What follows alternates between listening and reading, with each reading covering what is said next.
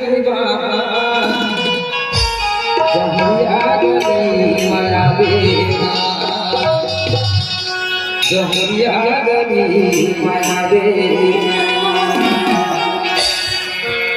तो ये जो गीत संगीत है पारंपरिक, जब मैं